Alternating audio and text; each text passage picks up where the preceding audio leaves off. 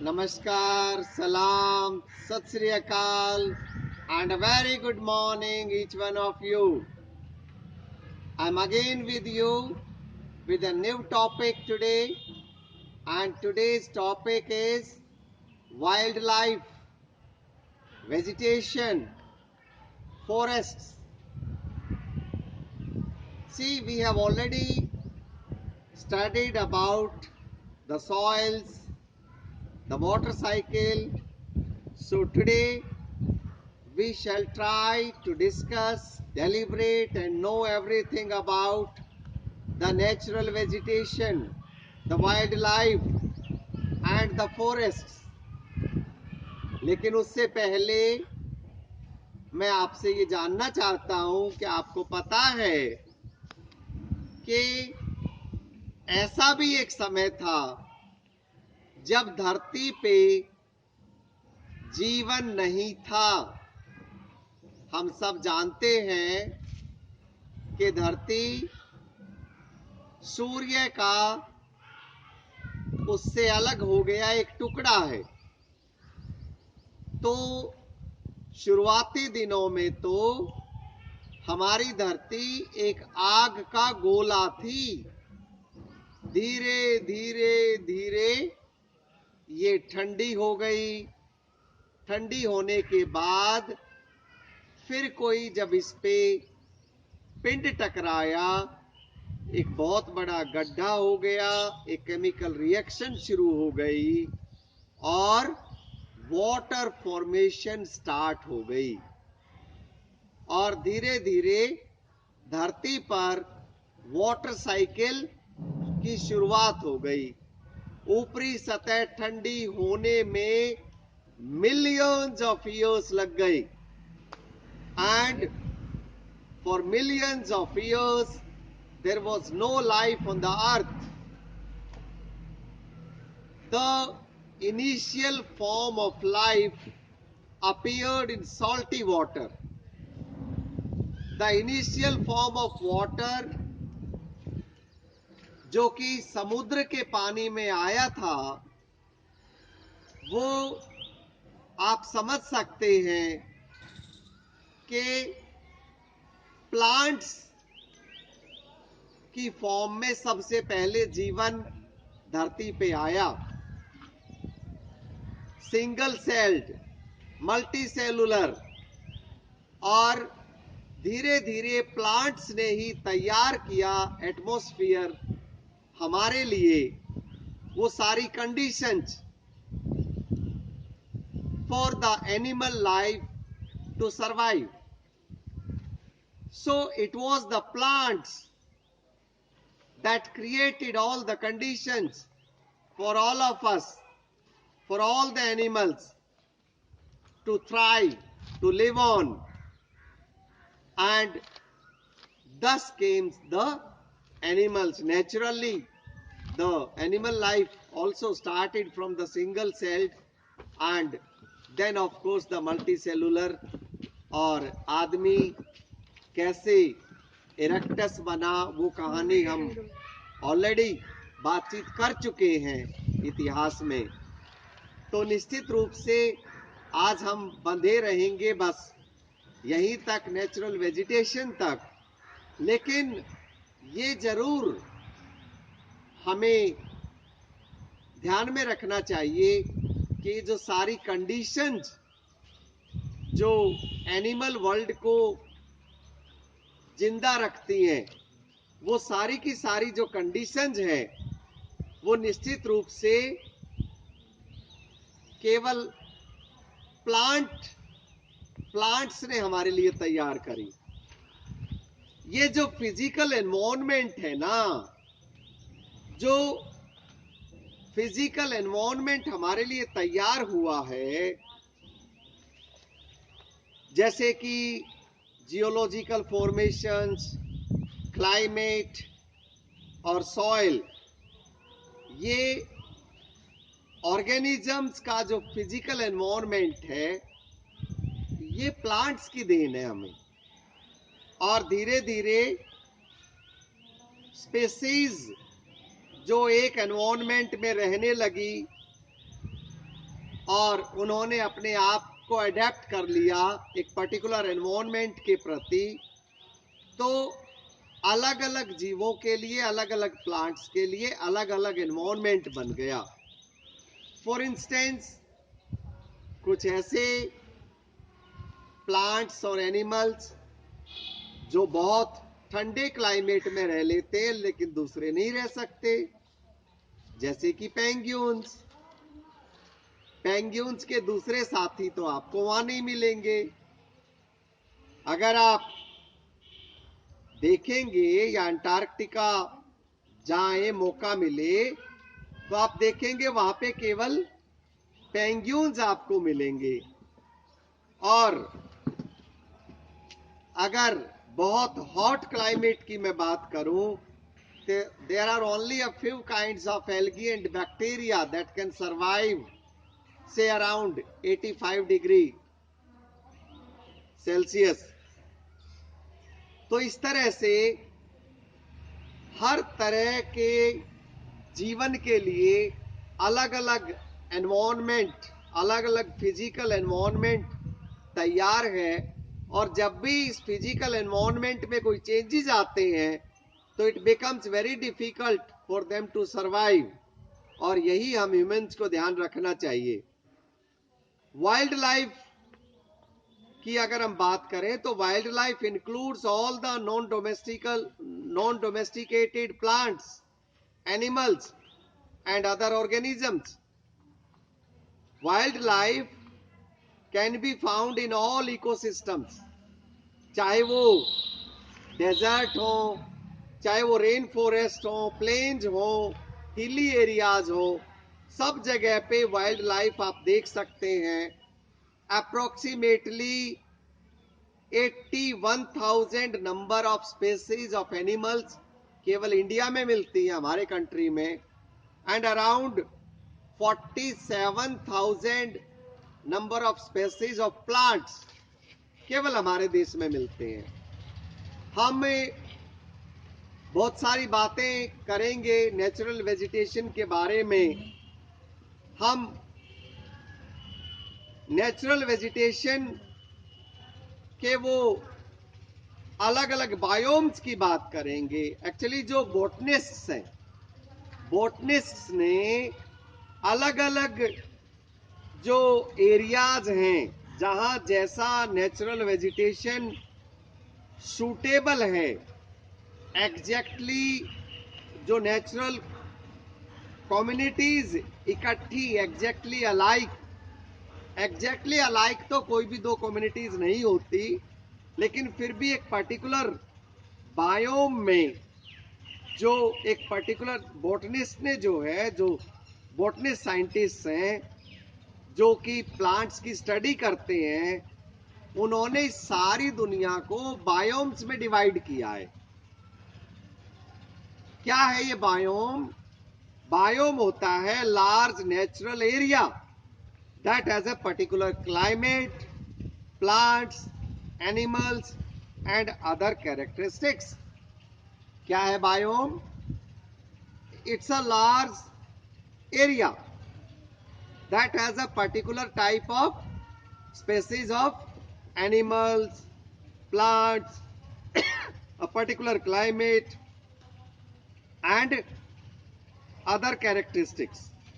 तो इस तरह से जो इम्पोर्टेंट बायोम्स हैं आप उनमें इंक्लूड करते हैं, जैसे कि टुंड्रा, आप अलग अलग ग्रासलैंड्स, ये अलग बायोम्स हो गए। ग्रासलैंड्स भाई, ग्रासलैंड्स डाउन्स हैं, वेल्ड्स हैं, स्टेपीज हैं, और अमेरिका के दोनों ले लीजिए, पैम्पस और prairies, pampas. Okay, similarly all the forests. Okay, now having talked about, देखिए टुंड्रा का वेजिटेशन बिल्कुल अलग है, because tundra is a cold place, it's a treeless area, so it extends इन देखिए ये नॉर्थ अमेरिका का जो एरिया है, उसके अलावा tundra it extends up to Europe. See, it extends up to Europe. This whole area, this is the tundra area. Okay, right from the northern America, it extends up to Europe. And why talk about only Europe? It extends even up to Asia. Okay, see this place. So this we call it treeless.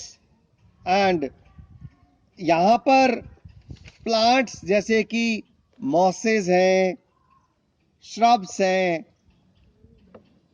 थोड़े बहुत wild flowers, वो आप देख सकते हैं. ये जो सारे प्लांट्स हैं वो लो, कहीं कहीं जो लो एरियाज हैं उनमें हो जाते हैं. इस तरह से ग्रासलैंड्स की भी हमने बात कर ली, हमने टुंड्रा की बात कर ली, हम स्क्रब्स की बात कर चुके, एवरग्रीन जो श्रब्स और स्क्रब्स की हमने बात कर ली है, कोस्टल एरियाज की, सवाना ग्रासलैंड्स की. तो अब हम बात करेंगे फॉरेस्ट्स. और forest basically tropical evergreen forest की. बेसिकली तो आप सारे फॉरेस्ट को दो कैटेगरीज में बांट लीजिए. पहले तो एवरग्रीन और डेसिडुअस. मोटा मोटा तो दो तरह से बांट सकते हैं, लेकिन अगर माइन्यूटली अगर आप इनको बांटेंगे तो निश्चित रूप से आप एवरग्रीन को भी पहले दो में बांट दीजिए, दैट इज ट्रॉपिकल एवरग्रीन, और फिर उसके बाद मिड लैटिट्यूड्स में आ जाइए दोनों तरफ. तो जो मिड लैटिट्यूड्स में आप आ जाएंगे दोनों साइड में, then you call them temperate evergreen forest. उसके अलावा जो डेसिडुअस फॉरेस्ट हैं वो भी दो तरह के हो गए, tropical as well as the temperate. तो डेसिडुअस भी दोनों जगह पे मिलेंगे आपको, एवरग्रीन भी दोनों जगह पे मिलेंगे. उसके बाद अगर हम आपसे बात करें मेडिटेरियन फॉरेस्ट के लिए, आइए मैं आपको ले चलता हूं. These are the areas. Okay, these are the areas, these are the areas, right? These are the areas for the Mediterranean forest. Coniferous forest की अगर आप बात करें तो नाम से ही पता चल रहा है, cone. What do you understand by cone? It's a cone type of figure of the leaves. Okay, let's cover them up one by one. सबसे पहले आइए हम बात करते हैं द ट्रॉपिकल एवरग्रीन फॉरेस्ट की. आप इक्वेटर के आसपास आ जाइए. These are the areas. अगर आप केवल इंडिया में बात करें तो वेस्टर्न घाट्स पे आ जाइए. ओके, तो हमारे यहां तो एवरग्रीन ओनली वेस्टर्न घाट मेनली, और बाकी अगर आप वर्ल्ड वाइड बात करो तो इक्वेटर के आसपास these are the areas where they are hot and humid both. These are the areas where high temperatures and they receive more than 200 centimeter of rain. These are the areas. So apart from this, see if you talk about the type of trees here, then you talk about all the tall trees, the hardwood type, you get them all here. Okay, and if you talk about the animals, you get chimpanzees, flying dragon, and of course Indian cobra here as well as in these places. you find them, cobras. So if you visit them, you should be very careful of the cobras. आइए temperate की बात करते हैं। थोड़ा सा mid latitude में मैं आपको लेके चलूंगा। मैं आपको यहां पर लेके चलूंगा चाइना में। इधर आ जाइए America. In fact both Americas, north as well as south America, these are the areas. Mid latitude में आप आ जाइए and these are the areas where you find temperate evergreen forest. Temperate evergreen forest की हमने अगर बात करनी है तो हम बात करेंगे साउथ चाइना की, हम बात करेंगे ईस्टर्न यूएसए की, हम बात करेंगे east coast of south Africa. Here this is the one.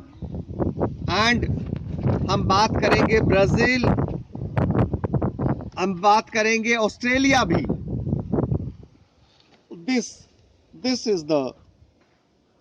This is the area, this side, that means eastern side of Australia. And the trees which are found here are hemlock, cedar, spruce, oak, eucalyptus, wattle. So these are the trees. Number of birds, cats, deer, वो सब आपको यहां पर मिलेंगे। आइए बात करते हैं मेडिटेरियन फॉरेस्ट की। Mediterranean forest, these are the areas. और मेडिटेरियन फॉरेस्ट जो हैं वो मेडिटेरियन सी के अलावा एशिया, अफ्रीका, यूरोप के एरियाज उसमें मिलते हैं। और आपको यहाँ पर टेम्परेचर जो है वो 20 डिग्री से 30 डिग्री तक। और अगर मैं बात करूं ट्रीज की तो ट्रीज यहां पर मिलेंगे ओक, कॉर्क, सिडार, इसके अलावा pine, olive, all these trees. And ये सारे वो स्पाइनी और स्मॉल लीव्स वाले होते हैं, वैक्सी लीव्स वाले होते हैं, जिनको पानी की थोड़ी कम और ट्रांसपिरेशन जो है यहाँ पे लो होता है, इसीलिए इनके पत्ते ऐसे होते हैं। Let's talk about coniferous forest. Coniferous forest की जब हम बात करें, आइए मैं आपको लेकर के चलता हूं। तो कॉनिफोरस फॉरेस्ट जो हैं वो वहां पे आपको ट्रीज मिलेंगे, स्प्रस, हेमलॉक, पाइन्स, फर्स। आप सबके पत्ते इनके देखते होंगे कि कैसे होते हैं, कौन जैसे पत्ते होते हैं इनके। तो फिर आप समझ ही गए होंगे ट्रीज कौन से मिलेंगे। ये पाइन होगा, स्प्रस होगा, सिडार होगा, फर, साइप्रस, रेडवुड, वो सारे के सारे जो ट्रीज हैं। और इसके अलावा एनिमल्स आप जानना चाहेंगे, ऑटर, ऑटर मिलेगा आपको यहां पर, रैबिट्स, लिंक्स, ब्लैक बेयर, ये सारे एनिमल्स आपको यहां पर मिलेंगे।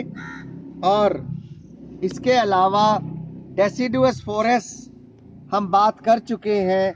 डेसिडुअस फॉरेस्ट भी दो तरह के होते हैं।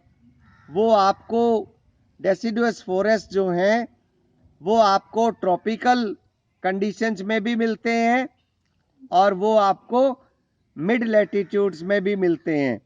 देखिए, अगर आपको ट्रॉपिकल कंडीशंस में डेसिडुअस फॉरेस्ट ढूंढने हैं, पहली बात तो डेसिडुअस का मतलब समझिए।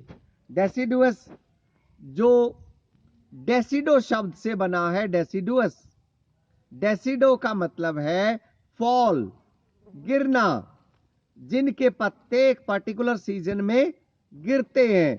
These are the areas. ये देखिए, ये देखिए, look here, these are the areas. Here you find deciduous forest. इनके पत्ते एक सीजन में गिर जाते हैं। They are found in central western America. Here apart from that, Korea, Japan, northern China. So these are the areas. The wood of these trees are used for shipbuilding. जहाज बनाने के काम आते हैं और घर बनाने के काम भी आते हैं। आजकल तो थोड़ा सा बदलाव आ गया घर बनाने की जो टेक्नोलॉजी है।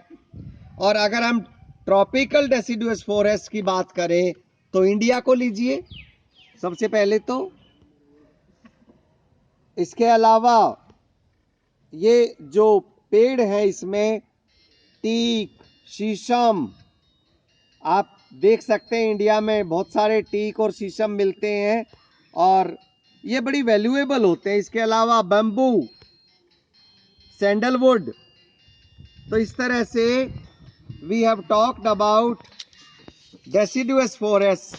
आइए हम बात करते हैं फॉरेस्ट के प्रोडक्ट की।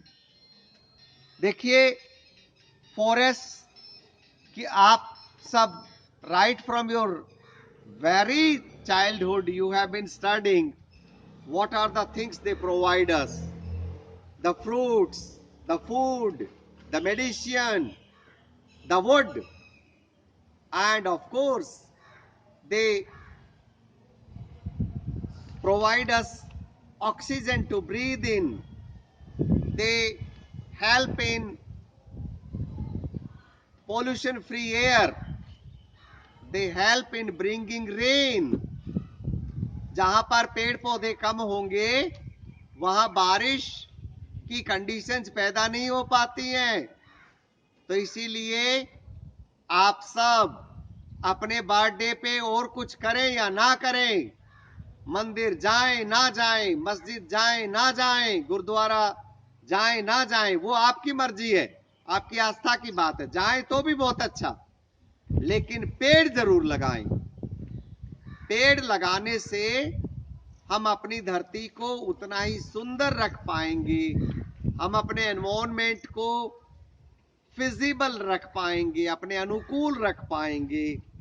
तो अगर इतने सारे प्रोडक्ट्स, ये सारी मेडिसिन, ये जड़ी बूटियां, कल परसों बाबा रामदेव बात कर रहे थे, कोरोना की दवाई बना दी।